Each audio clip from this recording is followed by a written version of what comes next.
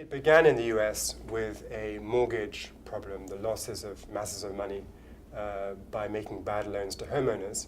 And immediately that was global because the people who had made the loans turned out to be not just American financial institutions, they included Asian ones, European ones. There was a, I think, Norwegian pension fund from a little town that had ended up buying mortgage paper from the United States. And the way that worked was that somebody would go make a loan in an American city, and the loan would be bundled up with lots of other loans and cut into small pieces called mortgage-backed securities.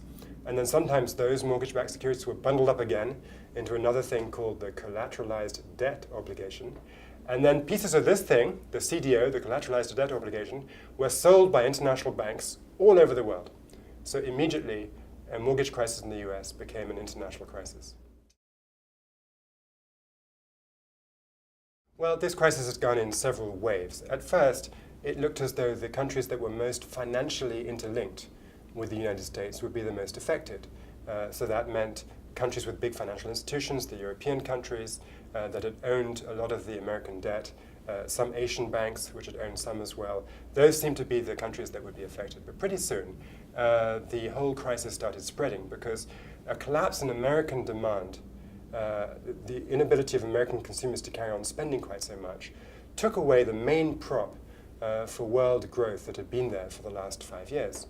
And so that meant that any country that was exporting a lot to the United States, which meant notably the East Asian countries, were immediately hit by that channel. It also meant that slower global growth brought down commodity prices, things like oil and metals and so forth. And all the commodity exporting countries, notably in Latin America, but also in Africa to some degree, the oil states, they all suffered a huge loss in export revenue. So these were the mechanisms by which it spread. It began with a financial problem, it became a trade collapse, and it became then a commodity price shift, which hurt almost everybody. Well, the good news is that because Latin America, let's take that for a first example, had gone into this crisis in better economic shape than they had done in previous crises, they've actually survived better than expected. So, for example, if you go back to the 1997 Asian crisis, which spread from East Asia, and then to Russia, and then to Brazil and Latin America, that contagion could happen because going into the crisis, Brazil had pretty weak macroeconomic discipline. It had a big budget deficit, it didn't have lots of financial reserves and so forth.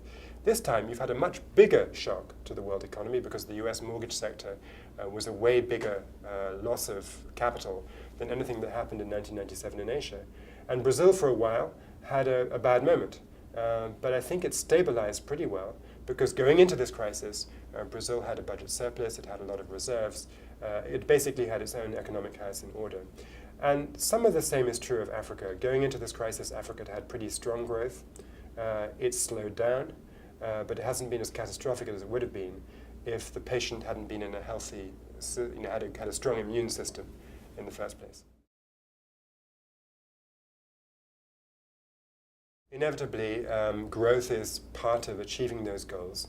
If you want to get more kids into school, or you want to reduce poverty, almost any development objective you can think of depends on people, households, families in poor countries having the wherewithal to spend the money on the transport that it might take to get the child to school, or spend the money in terms of giving up the child labor on the farm that could have helped to bring in some extra revenue.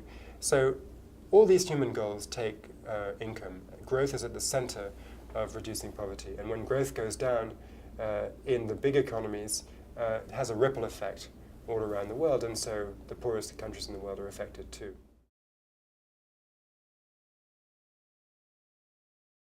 I do think that 2008 and 2009 may go down in the history books as sort of a triumph for economic policy making.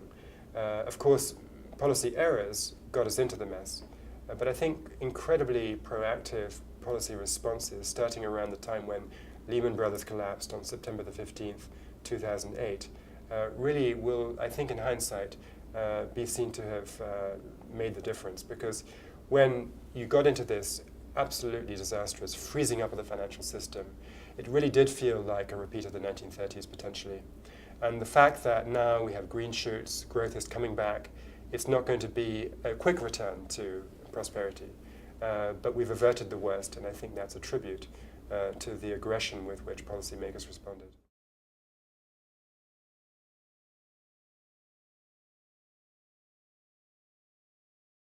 I think the truth is that the biggest and most important responses came from governments. And even if you think about the actions, for example, to stabilize a country like Brazil, in the old days it would have been the International Monetary Fund charging to the rescue. These days the Brazilian economy is so big and the capital flows into and out of Brazil are so enormous that an institution like the International Monetary Fund sort of can't quite do it. So it took a direct infusion of dollars from the US Federal Reserve into Brazil's reserves through a thing called a swap, a currency swap, that really, I think, made much more difference than the IMF. Now, the IMF, on the other hand, has been helpful in smaller economies, notably in Eastern Europe, which hit a balance of payments crisis, and the IMF came to it with a lot of support. And it was important that the IMF's ammunition was increased at one of the G20 meetings to make that possible. So I think that it's not that the international institutions have been totally irrelevant by any means. In fact, these crises always come as a reminder that we need more global governance, not less. But at the same time, the reality is that the world economy and world financial flows have grown so much that they've outgrown the capacity of the international institutions to be the key players.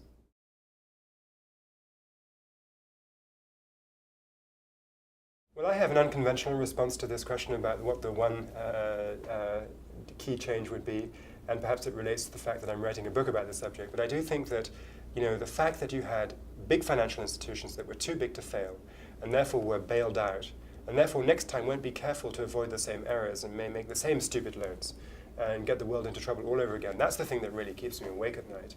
And I think the answer to having enormous amounts of capital managed by enormous banks that are going to be bailed out by governments because you can't afford to let them go down, the answer is to have lots of smaller financial institutions.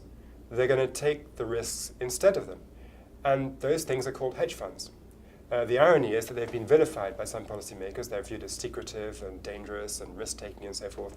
I actually view them as the answer to the risk in the financial system, because by putting risk into hedge funds, you disperse it through lots of smaller institutions which are fine to fail. They're not too big to fail. They have failed in quite some numbers, and taxpayers haven't been asked to bail them out.